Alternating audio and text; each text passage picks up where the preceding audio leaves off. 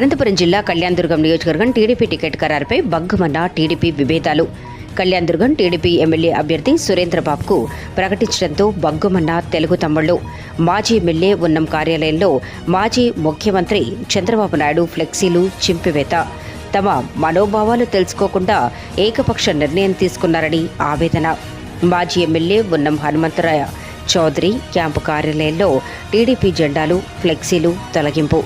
డబ్బుకు అమ్ముడుపోయావంటూ చంద్రబాబుపై మండిపడిన తెలుగు తమ్ముళ్లు. 40 సంవత్సరాలుగా జెండాలు మోసి ఈరోజు ఎవడో కాంట్రాక్టర్కి టికెట్ ఇచ్చి అమ్ముడుపోయిన ఈ చంద్రబాబు నాయుడు ప్రజలు బుద్ధి చెప్తారు. 2 సంవత్సరాలు ఉంటే అన్నా క్యాంటీన్ నీకోసం నువ్వు సీఎం కావాలని చెప్పేసి ఎంతో కష్టపడిన మా తెలుగుదేశం కార్యకర్తలు ఈరోజు మా చెప్పు తీసుకుని మేమే కొట్టుకోవాలనే పరిస్థితి వచ్చింది. బాబు గారు, ఎన్ని కోట్లకు అమ్ముడుపోయినావు బాబు? ఇప్పటికైనా జ్ఞానం తెచ్చుకొని సీట్లు మార్చి నువ్వు సీఎం కావాలని కోరుకుంటున్నామే కానీ మేము నిన్ను అన్యాయం చేయాలనుకోలేదు. నువ్వు మమ్మల్ని అన్యాయం చేసావు కదా బాబు.